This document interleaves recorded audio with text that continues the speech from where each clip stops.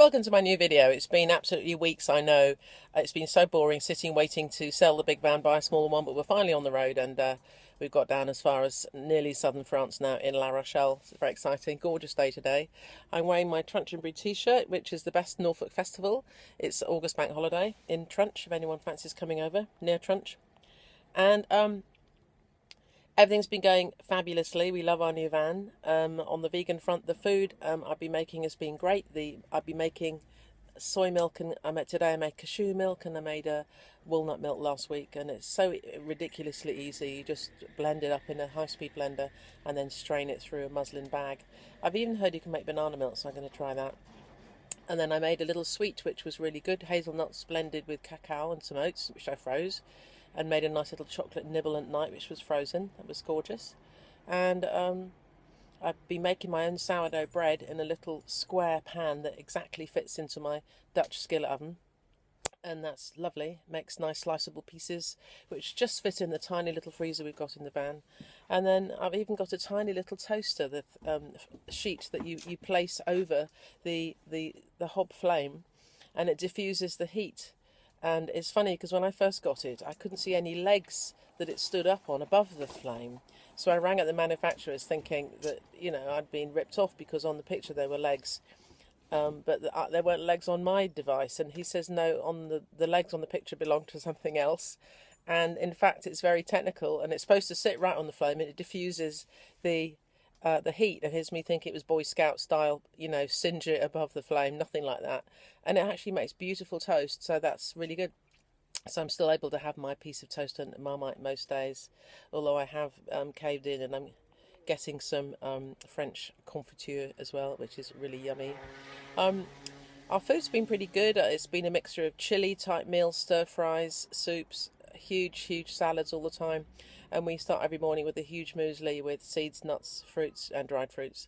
So not having to buy very much apart from fresh produce every day, because we're carrying all the grains and beans.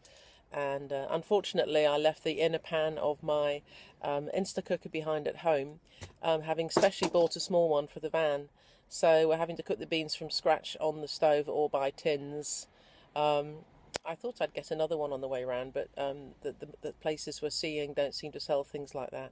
But no problem. So I'll finish off with some views of, well, actually the rest of this tape's going to be some of the the views where we've been, and some of the results earlier on in the week.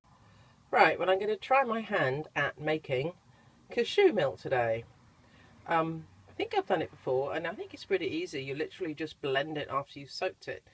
And milk and yogurt, I've noticed, are very forgiving with how much water you put in. So you can either make it a bit more dilute or whatever. I made walnut milk last week, which we've just finished.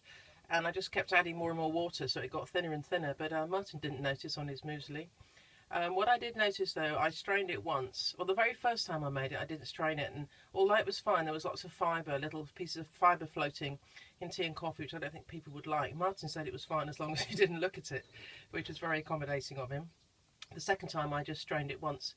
So there was a little bit. This time, I think I'll strain it twice. Might as well do it properly and go for the perfect milk. So I'll let you know. This is my trusty Silvercrest, as you can see,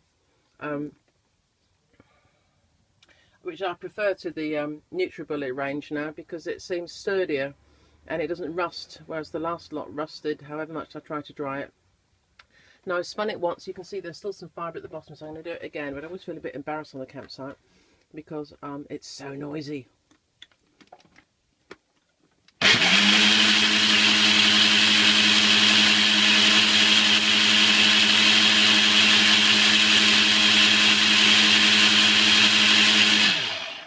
Should do it. I'm now going to strain it twice through the muslin bag. Straining it through the muslin bag. Got to squeeze it. It's quite fun, this bit. It's a bit gunky for your hands, of course.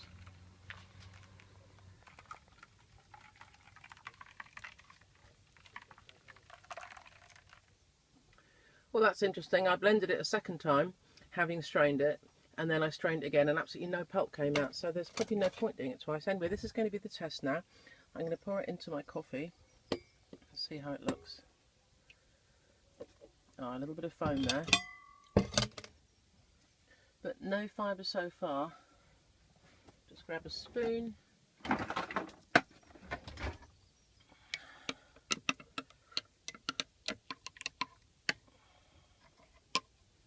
That's looking okay. I don't mind a little bit of foam, that will probably settle down. So I think I'll give that a thumbs up.